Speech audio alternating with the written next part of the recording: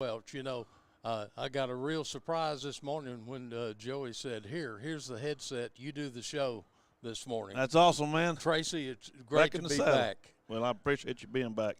We Joey let me know last Saturday, surprised that you were coming, and we're excited, and I bragged to people, and of course I think you got a good reception last night. Yes. But this morning when I saw you posted you're going to be hosting the show, Johnny, you of course you enjoy both, but y'all's what's helped start this whole broadcasting system we started here 5 years ago when we came here, and I appreciate that, and thanks so much for coming back and doing this. Well, it's looking at the equipment Joey is using now, it has really been upgraded, as have the facilities here at the stadium. This is, man, I'll tell you, it's impressive driving up to it. Well, we've came a long ways, and I brag about Dr. Neshba, and I brag about our school board. We've got a situation here at Lake Worth that's really a good place to be, and to work for an administration like we do, and a superintendent of schools that leads us like Dr. Neshba does. I've seen programs some great programs that were built because you had an administration that wanted to do great things for kids, right, and the town and the community.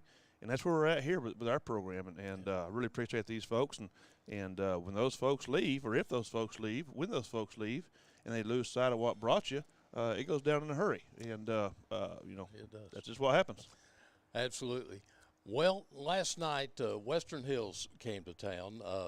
They were sporting about a 40-point per game scoring average, and there's a little sparring back and forth in the first quarter and a half, but then the Bullfrogs took control. Well, I thought, of course, going into the game, we had seen them play in person. They, being back in the Fort Worth district over here, there's times where you have Thursday games because they have multiple schools playing in a few stadiums.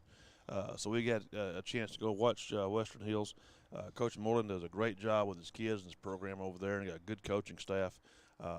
They work hard. Of course, his son's a senior lineman for them, and coming into the game last night, they had a situation where they had beat a team.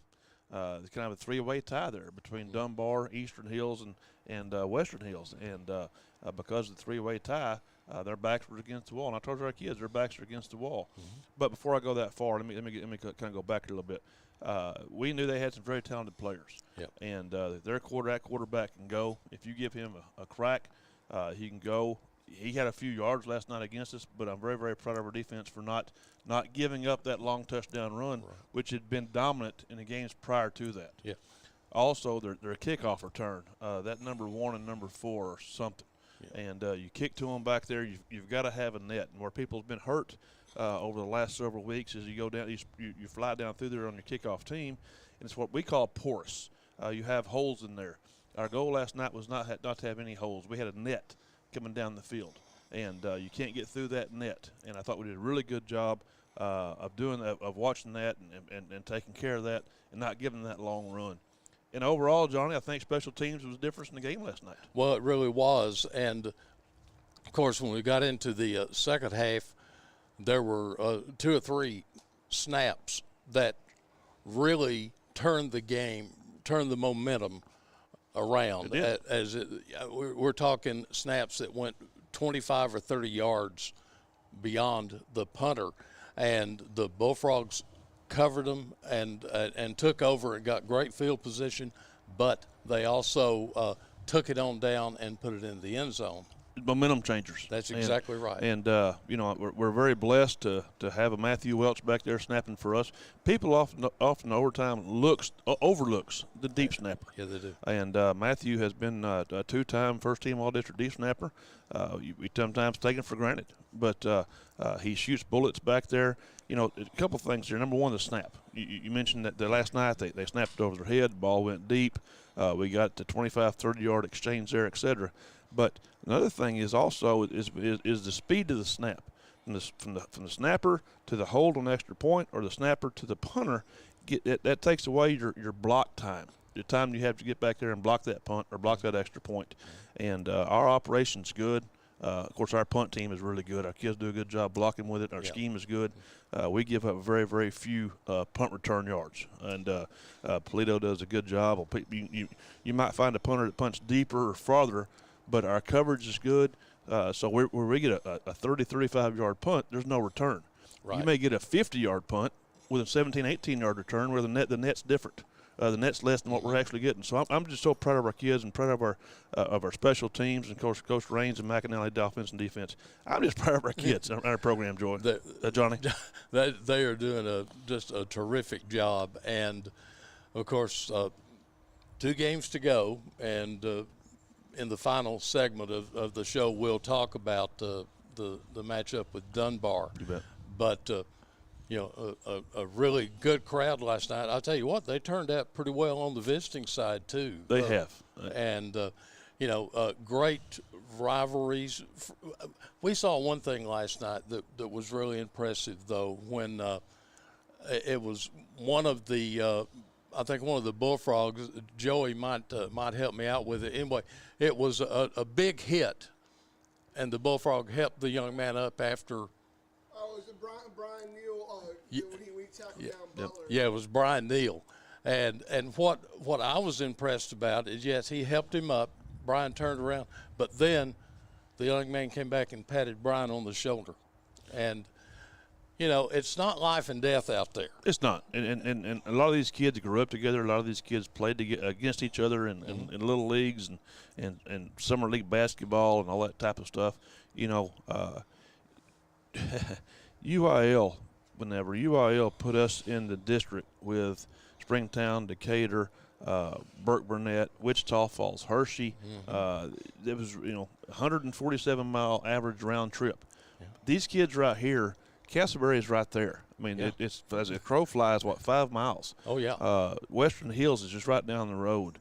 Diamond Hill Jarvis touches these districts touch our school district. Mm-hmm. These kids grew up with each other. Yes. And because of the living situations, oftentimes we'll have kids who've transferred in from a Western Hills or transferred in from a Castleberry, etc. So a lot of these kids know each other. Yes, our kids are going to play hard. Our kids are out there to win and take care of business. But in the end, they're still friends. And I did see the play you're talking about where Brian Neal helped him up. We just got some good, hard-playing kids that are playing football right now. Good leadership. And, speaking of leadership, of course, senior-laden lineup this year, the roster. These kids have been with you through the program, through the last 3 years, and now, they are really playing as a well-oiled unit.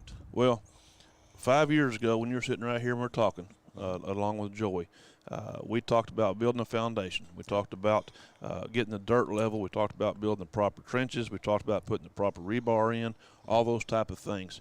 And, yes, we went 5-5 the first year, and everybody was excited and so forth. But that foundation wasn't laid as far as our coaching staff and what we're looking for and the attitude we want for our players. And now you're seeing the fruits of the labor of what this coaching staff have done and the support we've got from the administration. These kids have been through it. They understand the work ethic. They understand that the harder you work, the harder it is to surrender. They understand the scoreboard takes care of itself because of the way you work and prepare yourself. And I'm just so proud of these kids, the way they are working and doing that. They're doing a great job. I tell you what, I see Vance is out here. So you want to – I got noticing last night when I got home, and our defense is playing so well. To give up 6 points against a team you mentioned a while ago has been averaging close to 40. To give up 3 points to Kennedale, giving donuts the rest of the time, I tell you what, let's get them up here and see what the secret last night was. All right. We'll see you in a little bit there, Tracy. And, Joey, you want to put our sponsors on the screen there while we They're on. They've been on the whole time. They've been on? Oh, great. Okay. We want you to know how much we appreciate Stephen Barber Insurance. And the Eagle's Nest. And Eagle's Nest. Let me tell you about the Eagle's Nest. Tell me about it. Holy moly, have you some steak bites out there and some onion strings. That's good stuff. They've got a good menu. They even serve breakfast on a couple mornings a week. It's a really good place. And man, Stephen Barber's been a fantastic sponsor for us this year. Coming out doing the Players of the Week, getting to meet him. That's been a bit. Proud to share it. It's really good. And I'll tell you another thing. And I meant to tell Tracy, boy, you walk in the hallway now and you see all the photos of the players of the year and all the way back to 2018, and then I remember the first year we had one team photo, and then the second year we had two, and now there's 4 up there, and there'll be 5. Yeah. But things are really shaping up here. That kind of stuff, that's Coach Welch's vision, and has done a fantastic job with it by through branding and just through celebrating our kids. We've all the way back to the beginning. We've had some great kids, and try to celebrate them, and and highlight them, and those pictures. We go through and we pull the old ones down and put the new ones up, and we try to keep them fresh, and the kids who are actually playing. And those are, the action photos are of kids who are still playing. Yes. And so there's some thought that goes into that, and it's a neat deal. Yeah, really it really is. Let's talk about last night's game. The defense did a heck of a job again. Want to talk about that running back that Western Hills had. I'll tell you what, he was like a bowling ball with feet. He's a good running back. He really is. Tough, hard runner, good balance.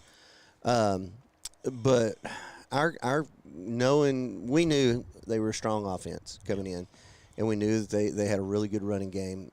But what we were not going to let happen, or our goal was to not let happen, was to let the quarterback beat us. Yeah. He's a difference maker. We call him a GoDaddy. I mean, he can break one and he can go 75 yards in the blink of an eye. And now the running back, he's going to get 7, 8. He can get 10. Now if you really mess it up, he can go, but he's not the electric 80-yard kind of guy, but that quarterback was. And so we had to do everything we could do to stop the quarterback and just kind of manage the big running back. And they got a couple of long drives on us. They got in the end zone once. But as you back up to the end zone there, things tighten down for the offense. And that helped us. And so, we held them a couple times, and then in the second half we made a couple of just wrinkle adjustments, and it worked out good. This defense is playing so well, so consistently well. After that season opening track meet, I called it, with Ferris, and Ferris is a very talented football team. I'm telling you, that quarterback is. I mean, he's the real deal. Division I. He's not a runner like the kid from last night. What he is he's a passer, and he's not a thrower. He is a passer, and that kid, he could put it wherever he wanted. He's legitimately a Division I pocket quarterback, and so. That's tough. First game of the year, too. Well, it really was. And, that had to be – and I know I'm going back 7 weeks, or actually 8 weeks, I guess, on the calendar. Just playing in that setting, playing in Apogee Stadium, the kids had to just really look up and say, man, this is big time. It was. It was fun. The kids enjoyed it. The facility's fantastic. So it was good, and it was good to get. It was a little of a playoff kind of atmosphere, so that was good. We had some guys, some young guys in there getting a lot of playing time who hadn't played varsity football, right. And so that was good. Everything worked out. That was good. And it seems like every week you face a new talented quarterback, and of course coming up Friday. Well, let me tell you about Friday. Friday, they have 2 tailbacks, and I mean, They are old school. When you watch this game, you're going to see this is 1980s, early 90s. Formation, run downhill, get your big lineman, and run the power, run the ISO. And so Dunbar does a really good job of getting those kids the ball, and then they have a receiver. The quarterback is not much of a run threat, really, but he has a cannon, and he will throw that ball up. And they've got a couple of receivers that can go. So, I haven't spent a lot of time on Dunbar yet, but I've seen them enough. We went and watched them last week play Eastern, and they're talented up and down the line. But Western Hills was talented. I mean, you were here, you saw that. You saw they were athletic, top to bottom, and so it was a tough road to hoe last night. Well, it was, but a big win and. 6 points. I mean, now you've given up 15, I believe, in district. Something like that. Yeah, something like that. I know you don't keep track of that kind of stuff. That's for the TV and radio guys. I know this with our offense and special teams. I figure if we stay in the single digits, everything's going to be just fine. I think you're going to be just fine. Kids played fantastic last night. That's we did some things that were a little different than what we normally do, and they had to play a little bit different technique at times, and they adapted to it, and it was good. Brian Neal, Hornell Klubu at the ends are just, man. They make some plays, and they hold us down. And our linebacking crew of Marcus Bryan and Trey Stevens and Diego, they are doing a good job. We're rotating those guards in there. Our outside linebackers, Gage McAnally and Damian Hopkins, really last night kept everything inside. Yes. And so that was, you couldn't let them get outside. Because I don't think we have anybody on the field that could run with that quarterback. But working with you Johnny, again, enjoyed it. I want to tell you got lots of fans down in Central Texas that are keeping track with y'all. I appreciate it. Yeah, we certainly having fun, and I'm glad to see you brought Jeremiah with you last night. Yes, sir. Yeah, he's sleeping in this morning I don't in blame the car. him. All right, thanks, Vance. And we're going to bring Tracy Raines in here now.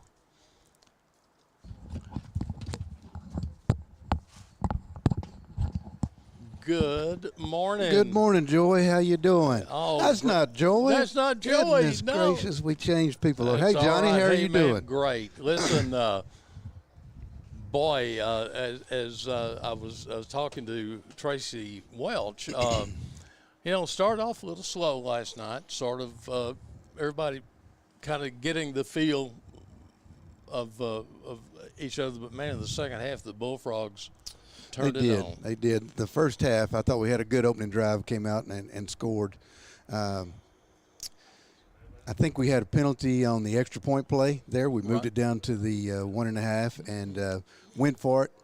I felt like our quarterback could have lowered his pads and got in there, thought he was going to walk in a little bit, and then somebody hit him and drove him backwards. So that cost us the point there. Second drive, we came out. I believe we had a offsides or a legal procedure or something. No, we had a fumble snap from the center and dropped it and lost about 4 or 5 yards and tried to throw the ball. Well, I know they've got some excellent cornerbacks out there, some excellent defensive backs, and I knew that was going to be tough and got ourselves in a bad situation and punted. Third drive, we came out and scored again, and then we only had the ball 4 times the first half. They had some good long drives on their side and ran the clock. Well, as I was talking to Joey in the broadcast, when we're in the area of 3 weeks to go in the season and it's 2 playoff contenders on the field, you really kind of switch into that clock management mode like you do in the playoffs. And that's exactly, you could tell that's what they were doing. Exactly. They were working the clock and cutting down on our possessions, and trying to put points on the board when they had theirs. And I thought our kids did an excellent job. When we needed to move the ball and did what we do well, which is run the ball inside and run the ball outside. We've got a great running back back there. We've got a quarterback that can run the ball. I think you saw a little bit of the quarterback last night, how strong he was. That. When you talk about that running back, I mean, he's a little bit like Debo Samuel, you can put him anywhere in the lineup. I saw him in the slot. Yes. I saw him in the backfield. I mean, you put him everywhere. We move him around the line. But yes. you end up getting the ball in his hands. That's the We're going key. to find a way. That's right. That's exactly right. When you've got a playmaker like that, you try to get the ball to him. So. Oh, I'm telling you. Yeah.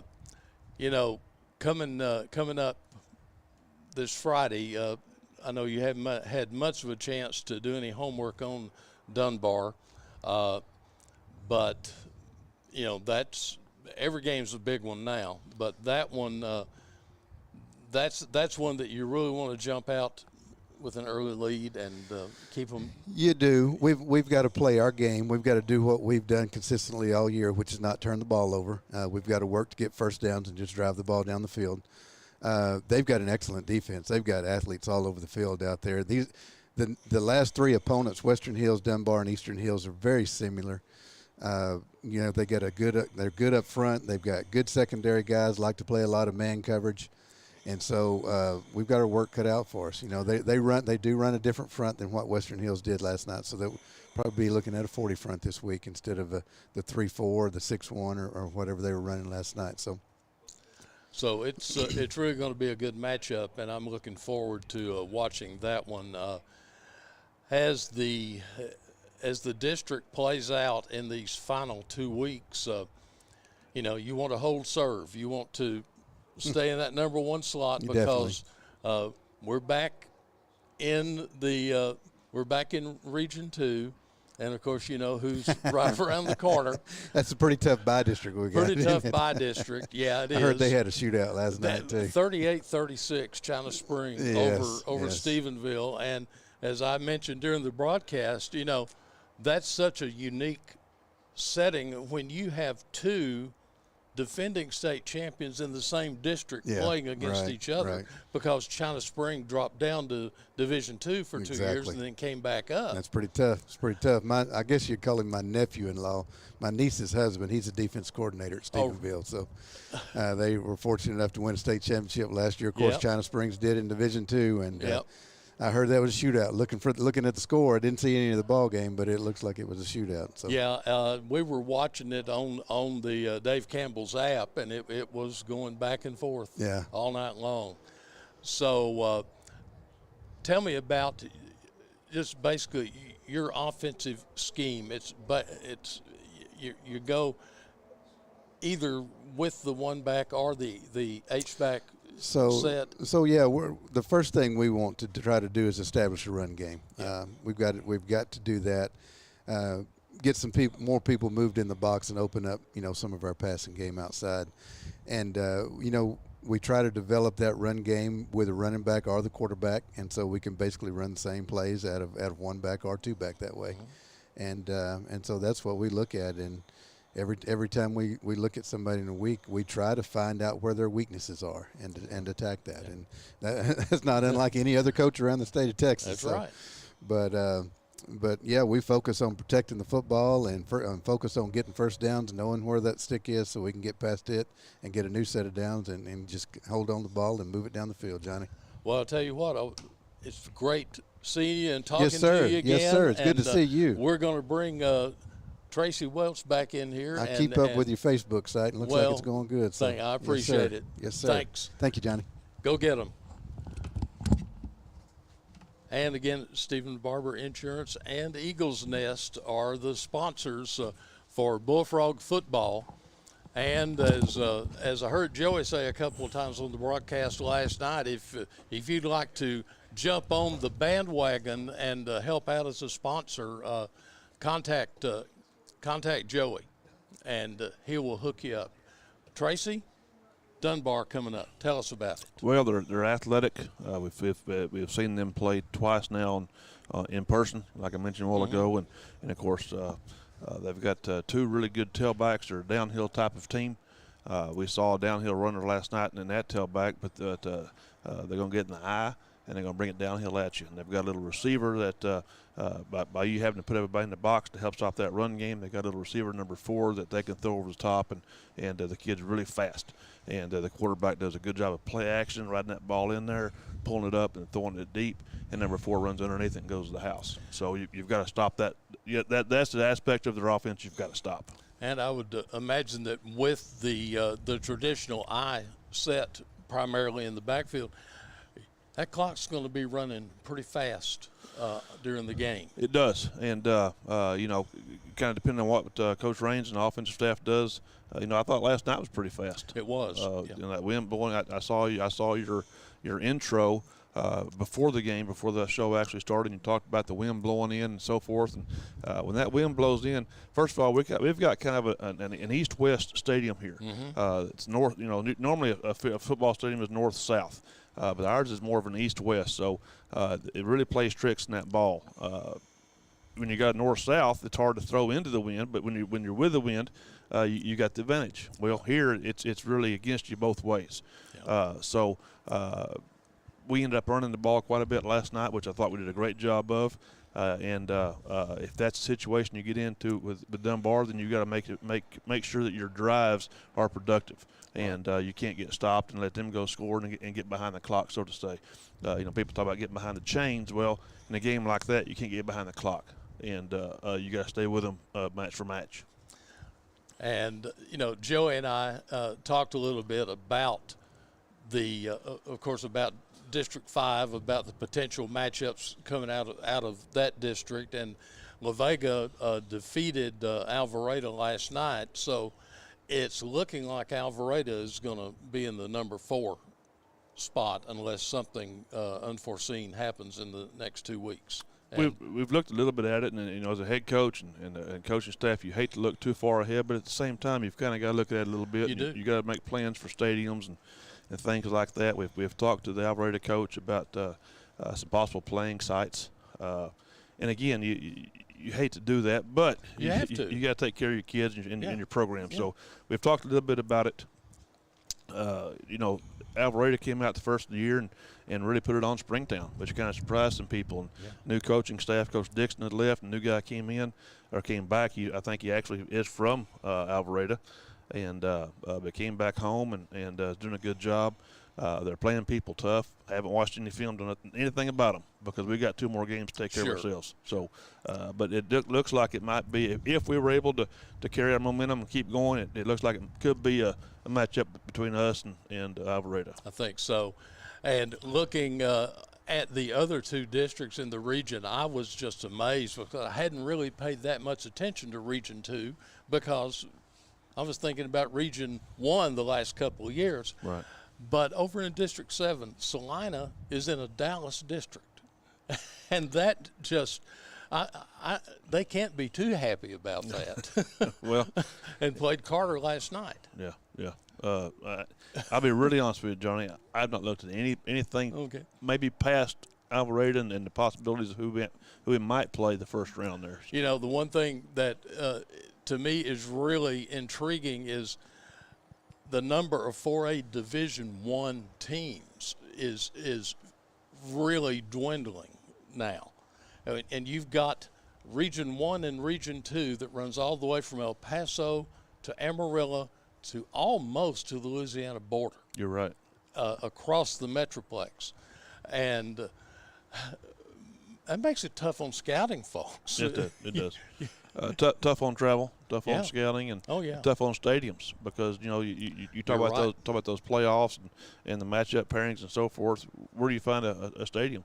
The last couple of years in Region 1, the first round of the playoffs, what stadium do you go to? And they're hard to find stadiums way out west. Oh yeah. So I think stadiums here may be a little bit easier to find, and in this first round, and we've talked to a couple of stadiums and looked at some things, and hopefully that those things pan out. And I don't want to share too much right now, but hopefully we get a good stadium and a good experience for our kids. I was really excited. Our first game of the year against Ferris, we got to play at University of North Texas.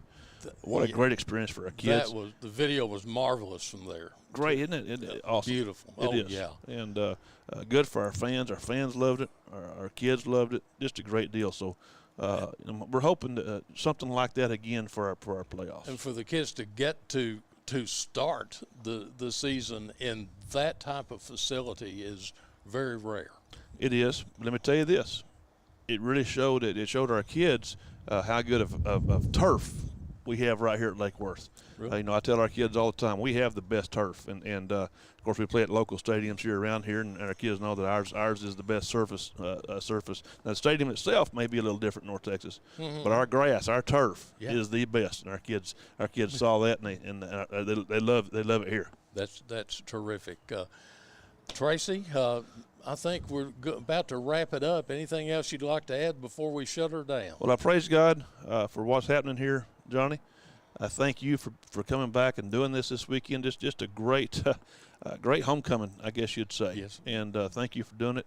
I watched. I'm about to go on a recruiting visit here with a couple kids, and I'm gonna watch the replay back as I travel. I'm gonna let Matthew drive, and I'm gonna watch you and Joey. So good deal. So I look forward to that. Well, I'll tell you what, I appreciate it. It's been a pleasure, and it's great to hook up with y'all again, if even just for one weekend. Tracy, thank you so much. Thank you so much, Johnny. And Joey does just a terrific job. I tell you, I've watched him grow professionally as a broadcaster over the last 5 years, and you're in good hands up here. I thank him every week. He does a great job for us, and of course now he's our booster club president. Does a lot of things for the program. So very appreciative of Joey. Thank you. And that is going to wrap it up for this week's edition of the Tracy Welch Show. So for Tracy Welch, Joey Wilcoxon, and of course the two coordinators, I'm Johnny Wheeler. So long, everybody.